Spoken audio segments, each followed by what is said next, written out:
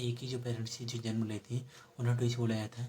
चलिए और इसके बारे में डिटेल में हम आगे पढ़ते हैं। ठीक है, व्हाट आर द ट्विंस। और ट्विंस क्या है समझ लीजिए। देखिए, twins are two offspring resulting from the same pregnancy.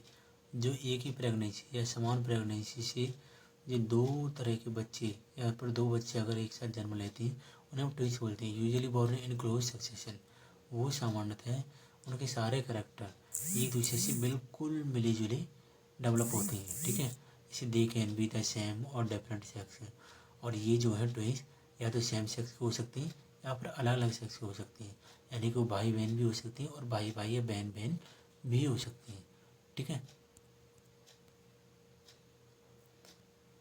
Three types twins. अब चलिए थ्री टाइप्स ट्विंस के बारे में पढ़ते हैं। Types of twins. ट्विंस जो होती हैं वो तीन प्रकार की हो सकती हैं। पहला आइडेंटिकल ट्विंस, जो बिल्कुल एक जैसे दिखती हैं शक्ल में। ठीक है, या जैसे दोनों बहनें हो सकती हैं, दोनों भाई हो सकते हैं या भाई बहन हो सकती हैं, लेकिन उनकी शक्ल एक जैसी होगी। ठीक है, दूसरा है फ्रैटर्नल ट्विंस। फ्रैटर्नल ट्विंस ऐसे ट्विंस होते हैं जो एक ही पेरेंट से तो जन्म लेते हैं पर उनके सारे करैक्टर सेम नहीं होती हैं, केवल कुछ करैक्टर उनके एक जैसे होते हैं। तीसरा है कोजॉइंट ट्विंस। कोजॉइंट ट्विंस ऐसे ट्विंस होते हैं जो बिल्कुल जॉइंट होते हैं एक दूसरे से। यानी कि या तो उनका हेड जॉइंट होगा या फिर उनका बाकी का बॉडी जॉइंट होगा, हेड से एक अलग अलग होंगी। या फिर ऐसा हो सकता है कि उनका नीचे लेग वाला हिस्सा जॉइंट हो सकता है, बाकी का धड़ अलग हो सकता है दोनों का, और सिर अलग हो सकता है, दोनों की भुजाएं अलग हो सकती हैं। ऐसे को हम बोलते हैं कोजॉइंट ट्विंस। अब चलिए अब समझते हैं ट्विंस कैसे पैदा होती हैं। देखो, ट्विंस को हम यहाँ पर दो तरीके से डिवाइड करके पढ़ेंगे। एक तो मोनोजाइगोटिक ट्विंस और दूसरा है डाईजाइगोटिक ट्विंस। डाईजाइगोटिक का मतलब होता है जो दो जाइगोट से मिलकर बने होते हैं, ऐसे ट्विंस को हम डाईजाइगोटिक ट्विंस बोलते हैं। और ऐसे जाइगोट जो केवल एक ही जाइगोट होता है लेकिन वो बाद में अगर स्प्लिट हो जाता है। ठीक है, यानी जाइगोट बनने के बाद में अगर जाइगोट दो अलग अलग जाइगोट में स्प्लिट हो जाता है तो उनसे जो ट्विंस बनेंगे वो एक दूसरे से प्लेसेंटा शेयर करेंगे। अतः प्लेसेंटा क्या होता है, एक प्रकार का ये फूड जैसे बिहेव करता है, यानी इस बच्चे को न्यूट्रिशन प्रोवाइड कराता है तब तक जब तक वो माता के गर्भाशय के अंदर होता है ना, जब तक अच्छे से डेवलप नहीं होता है तब तो प्लेसेंटा से ही अपना भोजन ग्रहण करते हैं।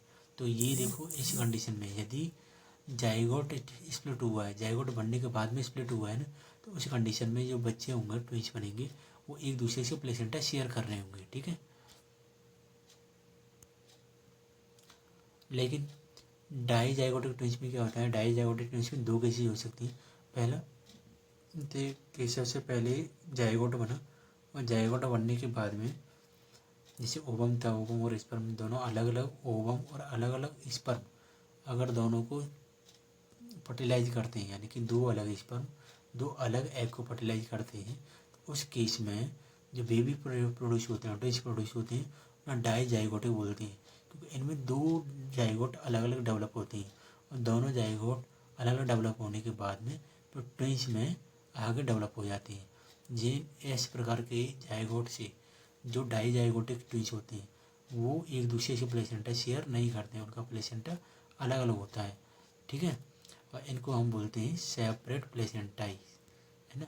तो ये अपने प्लेसेंटा शेयर नहीं करते, लेकिन इन दोनों का अगर हम करेक्टर की बात करें तो वो जेनेटिकली 50-50% सेम रहेंगे। ठीक है, एक दूसरे से करेक्टर मैच करेंगे उनके। ठीक है, अब आगे चलते हैं।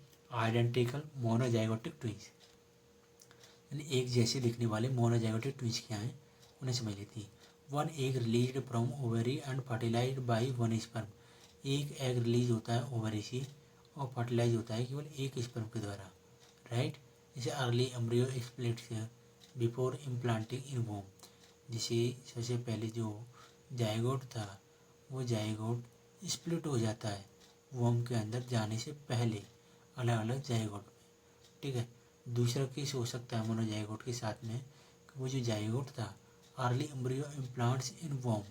वो जो अर्ली स्टार्टिंग का जो एम्ब्रियो था वो वोम के अंदर इम्प्लांट हो जाता है एंड देन स्प्लिट, उसके बाद में स्प्लिट होता है। दूसरा केस ये हो सकता है। ठीक है, यहाँ पर तीसरा केस क्या हो सकता है कि जो अर्ली एम्ब्रियो था वो इम्प्लांट्स हो गया वोम के अंदर, लेकिन देन स्प्लिट लेटर, और उसके बाद में वो स्प्लिट्स हुआ है, ठीक है। तीसरा केस ये हो सकता है। अब तीनों केसेस में होता क्या है देखिए, तीनों केसेस में ट्विंस बनेंगे, लेकिन ट्विंस जो बनेंगे उनको किस किस नाम से जाना जाएगा और कैसे वो डेवलप होंगे उसके बारे में ये चित्र नीचे दिखा रखा है, ठीक है। देखो, जब जाइगोट इम्प्लांट एम्ब्रियो जो है इम्प्लांट होने से पहले, यानी कि यूटेरस की वॉल में इम्प्लांट होने से पहले ही स्प्लिट हो जाता है, तब जो ट्विंस बनती वो अलग अलग प्लेसेंटा वाले बनते हैं, लेकिन एक और अलग अलग इनर शेक के अंदर वो डेवलप होती हैं। लेकिन जो एक ही जाइगोट इम्प्लांट होने के बाद स्प्लिट होता है, तो उस कंडीशन में जो एम्ब्रियो बनते हैं, ठीक है, तो जो फ्यूटस बनता है ना वो एक ही प्लेसेंटा शेयर करेंगे, ठीक है। बट ये भी सेम केसेस है, सेपरेट इनर शेक। बट दूसरा केस इसी के साथ में ये हो सकता है कि जैसे इम्प्लांट हुआ बाद में, ठीक है, इम्प्लांट होने के बाद अगर वो स्प्लिट होता है जाइगोट दो अलग अलग पार्ट्स में, तो उस केस में वो प्लेसेंटा तो एक ही शेयर करेंगे, बट वो अलग अलग सेपरेट इनर शेक में होकर एक ही इनर शेक के अंदर होंगे। यानी इस केस में दो सिचुएशन हो सकती है, पहला तो एक ही इनर केस के अंदर बेबी डेवलप होगा, दूसरा प्लेसेंटा एक ही रहेगा लेकिन अलग अलग इनर केस के अंदर बेबी डेवलप हो रहा होगा, ठीक है।